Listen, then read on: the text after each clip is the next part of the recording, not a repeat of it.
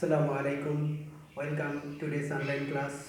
This class is brought to you by Carnarvon Girls School and College. I am Muhammad Khalilur Rahman with you, assistant teacher in English in Carnarvon Girls School and College. Okay, I hope you are all keeping safe and sound at your house. আমি একই সাথে তোমাদের সবার সুস্থতা কামনা করেছি। আশা করি dear student এবং ভিউয়ার সবাই বাড়িতে ভালো আছো, সুস্থ আছো এবং তোমাদের একটি বিষয় খুব স্মরণ রাখতে হবে যে আমরা সবাই মাদকদ্রব্য থেকে সবাই দূরে থাকব এবং নিজেরা তো দূরে থাকবই এবং আত্মীয় স্বজন সবাইকে এই বিষয়ে মাদকদ্রব্য থেকে দূরে থাকতে বলবো এবং মাদকদ্রব্যের নেতিবাচক যে দিকগুলো রয়েছে সে সম্পর্কে আমরা সবাইকে অবগত করব। ওকে ডিয়ার স্টুডেন্ট, আমি আজকে ভয়েস সেন্স সম্পর্কে ক্লাসটি নেব। তাহলে আমি অলরেডি আজকে topic that is voice sense এটি বোর্ডে লিখেছি। তাহলে আমরা প্রথমে শিখব ডেফিনেশন, ভয়েস কাকে বলে। তাহলে আমি today's topic that is voice sense, voice কাকে বলে। ভয়েস বাংলা বাচ্য, ক্রিয়ার ভাব প্রকাশের ভঙ্গিকে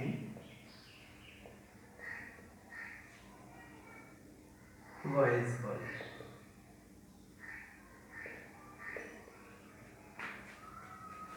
types of voice,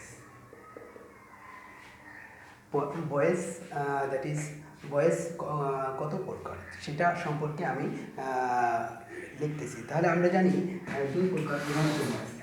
number one, প্রথমে লিখে নিই, দেয়ার আর টু টাইপস অফ ভয়েস। দুই প্রকারের ভয়েস রয়েছে। Number one, active voice. Active voice,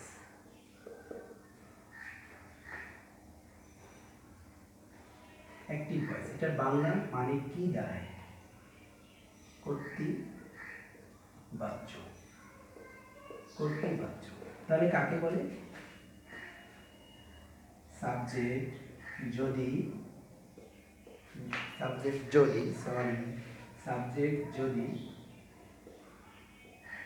নিজে কাজটি করে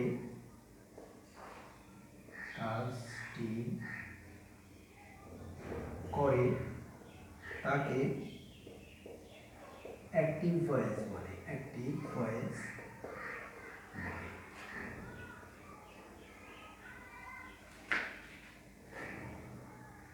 number two, passive voice. Passive voice, কর্মবাচ্য। এটা বাংলা কর্মবাচ্য। সাবজেক্ট যদি নিজে, আমি উপর থেকে লিখতেছি, সাবজেক্ট যদি নিজে কাজটি না করে বরং কাজটির ভার অবজেক্ট এর উপর বর্তায়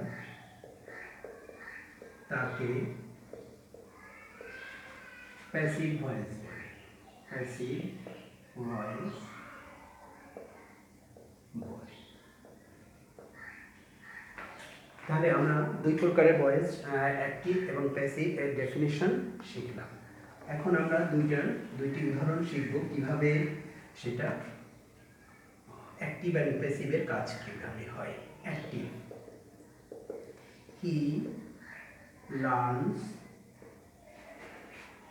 ইংলিশ। হি লার্নস ইংলিশ, তাহলে এটি সে ইংরেজি শেখে। তাহলে স্টুডেন্ট এখানে সেই ইংরেজি শেখে মানে সেই তো শেখে, সেই কাজটি করতেছে। তাহলে এটি সাবজেক্ট নিজেই কাজটি করতেছে। তাহলে যখন প্যাসিভ করতে হবে English is learned by him.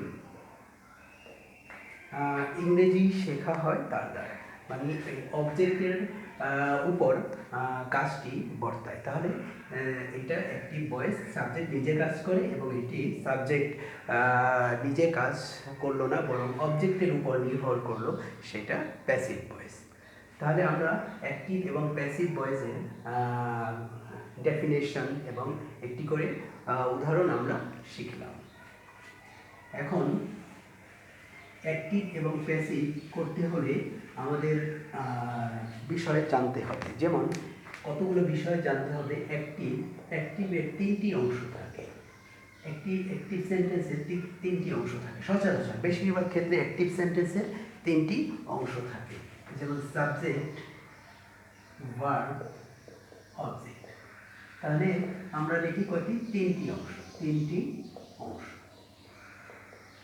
অংশ। Subject, verb, object. প্যাসিভের অংশ থাকবে পাঁচটা। তাহলে কি কি অংশ হবে? অবজেক্ট এর, সাবজেক্ট একটা গেল। তাহলে অবজেক্টের সাবজেক্ট, প্যাসিভ এর অক্সিলারি ভার্ব,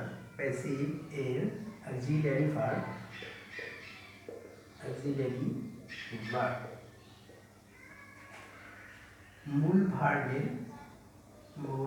ভার্ব এর পাস্ট পার্টিসিপল,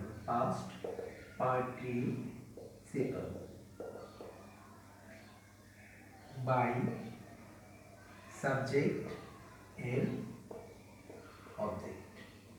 তাহলে বেশিরভাগ ক্ষেত্রে প্যাসিভ ভয়েসের এই পাঁচটি অংশ থাকে, তবে কিছু কিছু ক্ষেত্রে বাই সাবজেক্টের অবজেক্ট এটা অনেক সময় উজ্জ্বল থাকে বা থাকেও না, কিন্তু বেশিরভাগ ক্ষেত্রে পাঁচটি অংশ থাকে। তাহলে আমরা পেলাম এটি প্যাসিভের কয়টি অংশ? পাঁচটি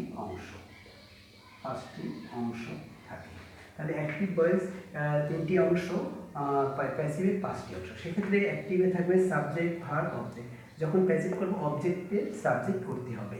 তারপর নির্দিষ্ট প্যাসিভের কতগুলো অক্সিলারি ভার্ব আছে সেগুলো আমাদের জানতে হবে। তারপর মূল ভার্ব থাকবে একটি, সেটির পাস্ট পার্টিসিপল আমাদের লিখতে হবে বাই। তারপর সাবজেক্টে থাকবে সেই সাবজেক্টের অবজেক্ট আমাদের লিখতে হবে। তাহলে আমরা এখন কতগুলো সাবজেক্ট এবং অবজেক্ট সে সম্পর্কে জানব।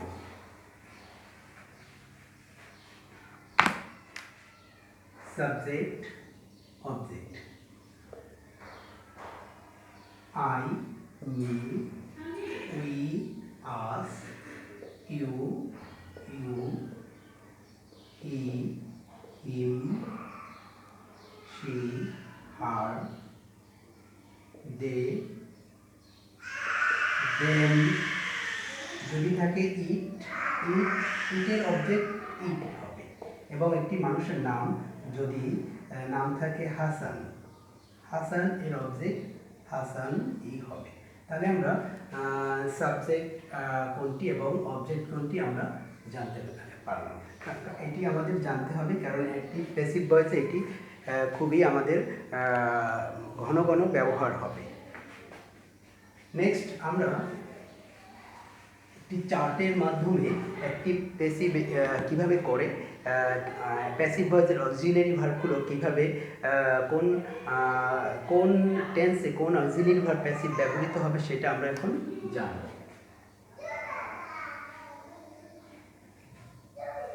প্যাসিভ এর auxiliary verb,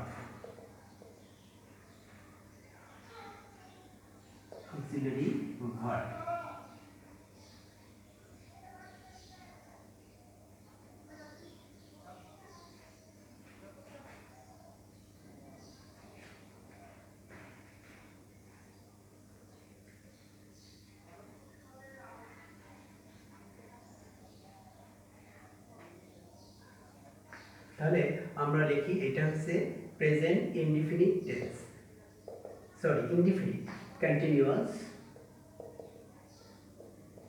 perfect, present, past, future. তাহলে আমরা কি শিখলাম যে প্রেজেন্ট প্যাসিভ এর অক্সিলিয়ারি ভার্বগুলো প্রেজেন্ট, এখানে প্রেজেন্ট টেন্সে present indefinite, present continuous, present perfect লেখা হবে। এখানে past indefinite, past continuous, past perfect. এখানে future indefinite, future continuous, future perfect. এর প্যাসিভ ভয়েসের অক্সিলিয়ারি ভার্বগুলো লিখতে হবে। তাহলে প্রেজেন্ট ইনডিফিনিট টেন্সে ব্যবহৃত হবে am is are। Past indefinite টেন্সে was were। ফিউচার ইনডিফিনিট টেন্সে shall be, will be। Present continuous টেন্সে am being, is being, are being। past continuous tense was being, were being, shall be being, will be being। perfect present perfect have been, has been, past perfect had been, shall have been, will have been। তাহলে dear student, আমরা এখন দেখলাম যে present indefinite tense যদি হয় তাহলে passive voice যখন করবো am is are, past indefinite tense হলে was were, ফিউচার ইনডিফিনিট টেন্সে shall be, will be। সেরকম প্রেজেন্ট কন্টিনিউয়াস টেন্স হলে am being, is being, are being, past continuous tense হলে was being, were being, future shall be being, will be being। Present perfect tense হলে have been, has been, past perfect had been, future perfect shall have been, will have been। এখানে continuous টেন্সটা খুব rare ব্যবহৃত হয়, তাই continuous tense আমাদের না জানলেও হবে। তাহলে এখন আমরা এইটার সাহায্যে, এই যে চার্টের সাহায্যে কীভাবে আমরা অ্যাক্টিভ প্যাসিভ করব এখন আমরা জানি।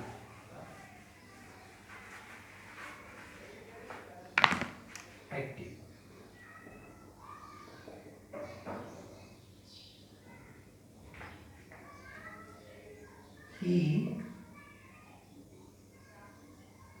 he writes a letter, he writes a letter। এখানে আমাদের একটা প্রথমে করতে হবে, বিষয়টি সম্পর্কে জানতে হবে যে এটি কোন টেন্সে রয়েছে। যেমন অ্যাক্টিভ ভয়েসটি কোন টেন্সে রয়েছে সেই টেন্সকে ফলো করে আমরা প্যাসিভ করব।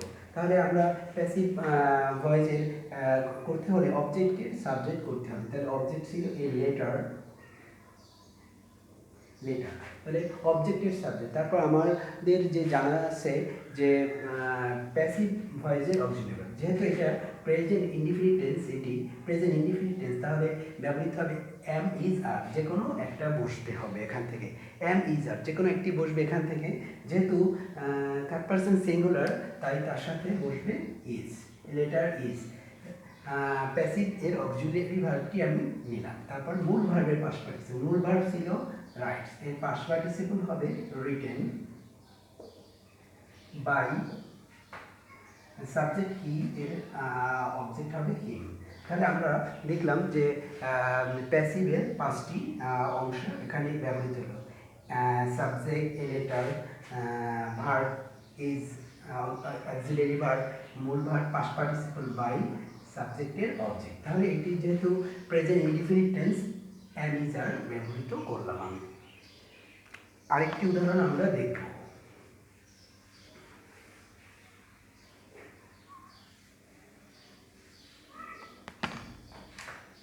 They are learning English. They are learning English. নিশ্চিত তোমরা সবাই বুঝতে পেরেছো যে এই যে বাক্যটি দেওয়া আছে দে আর লার্নিং ইংলিশ, এই বাক্যটি অবশ্যই প্রেজেন্ট কন্টিনিউয়াস টেন্সে রয়েছে। অবশ্যই আমাদের এর জন্য টেন্সের স্ট্রাকচারগুলো সম্পর্কে ভালো আইডিয়া রাখতে হবে। তাহলে টেন্স প্রেজেন্ট কন্টিনিউয়াস টেন্স যদি থাকে তাহলে অবজেক্টের সাবজেক্ট আমরা লিখে ফেলব ইংলিশ। প্রেজেন্ট কন্টিনিউয়াস টেন্সে প্যাসিভ ভয়েসে অক্সিলারি ভার্ব ব্যবহৃত হবে am being, is being, are being. তবে এখানে আর থাকলে যে আর বিং হবে তা না, এখানে যে অবজেক্টের সাবজেক্ট করলাম ইংলিশ, এই ইংলিশ এর সঙ্গে কোন ভার্বটি যাবে, যেহেতু ইংলিশ থার্ড পারসন সিঙ্গুলার তাই এর সঙ্গে যাবে ইজ বিং। যদি এখানে আই থাকতো এম বিং হতো, আর সাবজেক্ট যদি প্লুরাল হতো থার্ড পারসন প্লুরাল তাহলে আর বিং হতো। যেহেতু ইংলিশ থার্ড পারসন সিঙ্গুলার তাই তার সাথে ব্যবহৃত হবে is being. English is being মূল ভার্বের পাস্ট পার্টিসিপল, মূল verb that is verb in action, যে ভার্ব দ্বারা কাজ করা বোঝাবে সেটা পাস্ট পার্টিসিপল। তাহলে লার্ন এর past participle learn, by subject they এর সাবজেক্ট আছে, এর অবজেক্ট হবে দেম। তাহলে English is being learned by them. তাহলে আমরা কিভাবে এই চারটির সাহায্যে প্যাসিভ করে সেটা সম্পর্কে আমাদের ভালো ধারণা হলো। আমরা আরও একটি উদাহরণ শিখব।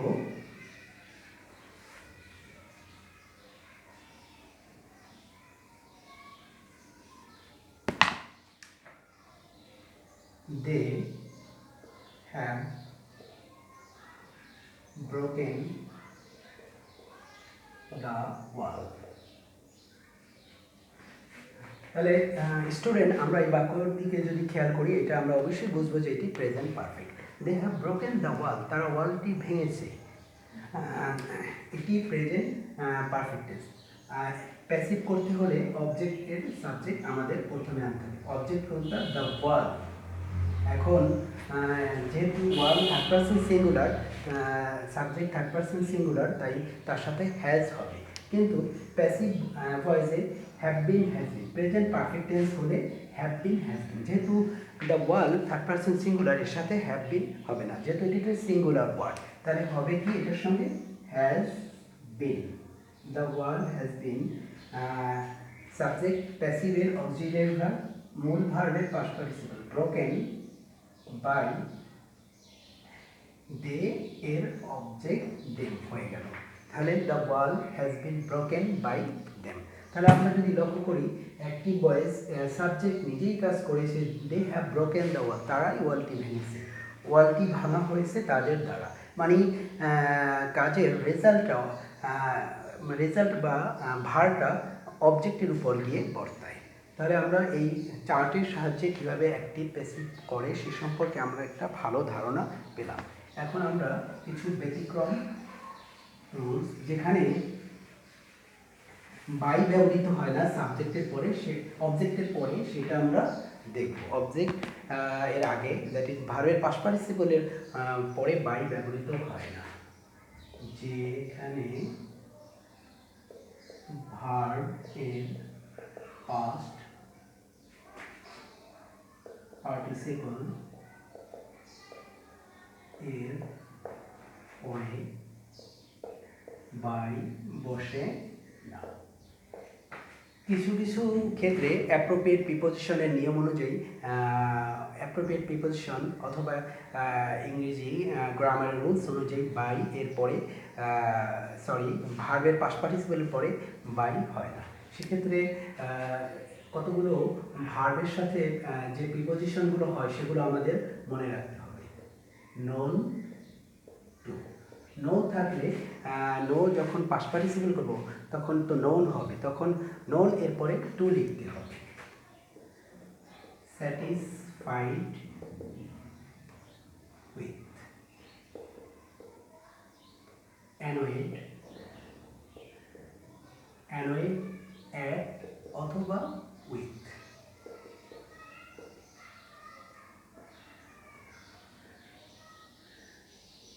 Surprised at.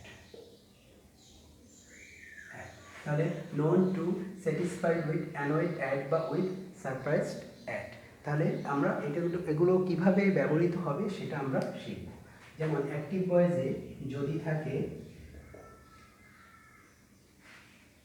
I know him, I know him, passive. Him object এর সাবজেক্ট হবে হি যেহেতু এটা এই বাক্যটি রয়েছে অ্যাক্টিভ ভয়েসের বাক্যটি প্রেজেন্ট ইনডিফিনিট টেন্স, তাই হবে এম ইজ আর। তাহলে হি এর সাথে হবে ইজ। মূল ভার্বের পাস্ট পার্টিসিপল নন কিন্তু বাই হবে না। আমি কয়েকটি উপরে লিখেছি, এগুলো মনে রাখতে হবে। তাহলে কি হবে?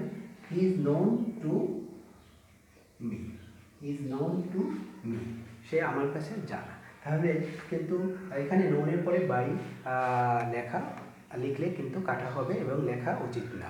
অবশ্যই যেখানে লেখা যে known to, satisfied with, annoyed with, এগুলো আমাদের অবশ্যই মনে রাখতে হবে। তাহলে তোমরা অবশ্যই এই রুলসগুলো বুঝতে পেরেছো।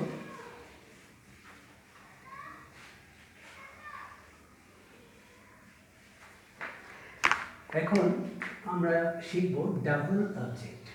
ডাবল অবজেক্ট বিষয়টা সম্পর্কে আমাদের ধারণা রাখতে হবে। অ্যাক্টিভ ভয়েসে দুইটি অবজেক্ট যদি থাকে তাহলে আমাদের তখন কি করতে হবে? অ্যাক্টিভ ভয়েস এ দুইটি অবজেক্ট থাকলে প্যাসিভ এ যে কোনো একটি অবজেক্টকে সাবজেক্ট হিসেবে প্রথমে বসাতে হবে এবং অন্য অবজেক্টকে V3 মানে ভার্বের পাস্ট পার্টিসিপল V3 এর পরে অপরিবর্তিত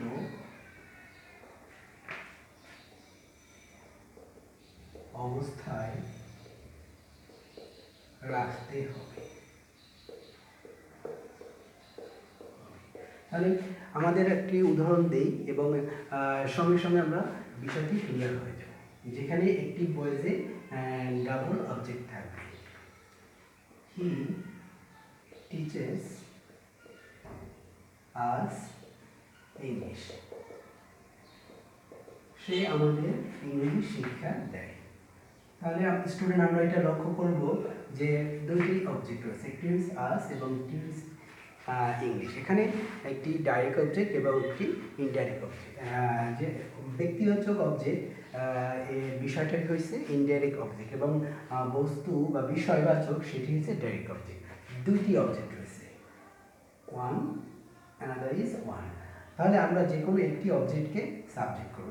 আমরা ব্যবহার করলাম আস, আসের সাবজেক্ট উই। যেহেতু একটি ভয়েসটি প্রেজেন্ট ইনডিফিনিট টেন্সে রয়েছে, হি টিচেস আস ইংলিশ, তাহলে আমরা চার্টের নিয়ম অনুযায়ী এখানে এম ইজ আর ব্যবহৃত হবে। তাহলে উই আর মূল ভার্বের পাস্ট পার্টিসিপল টট, অপর অবজেক্টটি ভার্বের পাস্ট পার্টিসিপল পরে অপরিবর্তিত অবস্থায়। তাহলে সে ইংলিশ অপরিবর্তিত অবস্থায় বসে যাবে এবং আগের নিয়ম অনুযায়ী বাই এবং সাবজেক্টের অবজেক্ট হি এর অবজেক্ট হবে হিম বসে যাবে। আমরা এটি অর দিয়ে আরেকটি প্যাসিভ করতে পারি। এটার প্যাসিভ যেহেতু বললাম যে কোনো একটি অবজেক্টকে সাবজেক্ট করলে হবে, তাহলে আমরা ইংরেজিকে প্রথমে আনি ইংলিশ যেহেতু থার্ড পারসন সিঙ্গুলার, তাহলে ইংলিশের সঙ্গে ইজ হবে। এখানে যে অবজেক্টটা আমি ব্যবহার করব সেই অবজেক্টের সঙ্গে কোন ভার্ব অ্যাগ্রিমেন্ট অনুযায়ী কোন অক্সিলারি ভার্ব ব্যবহৃত হয় সেটা আমাদের মাথায় রাখতে হবে। ইংলিশ ইজ টট, তাহলে অপর অবজেক্টকে পাস্ট পার্টিসিপলের পরে অপরিবর্তিত অবস্থায় রাখতে হবে। English is taught us by he হলো হি। তাহলে আমাদের অপর অবজেক্টকে আমরা অপরিবর্তিত অবস্থায় ভার্বের পাস্ট পার্টিসিপলের পরে আমরা রেখে দিলাম।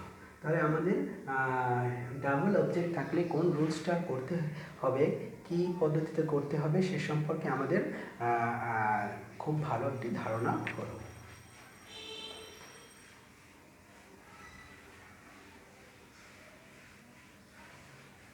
তাহলে স্টুডেন্ট, আমি যে আজকে রুলসগুলো সম্পর্কে আলোচনা করেছিলাম, যে রুলসগুলো সম্পর্কে আলোচনা করেছি, তোমরা বারবার এগুলো বোঝার চেষ্টা করবে এবং ভিডিওটি বারবার দেখবে, তাহলে এগুলো তোমাদের কাছে খুবই ইজি মনে হবে। Okay, this is the end of the class today. Thank you all.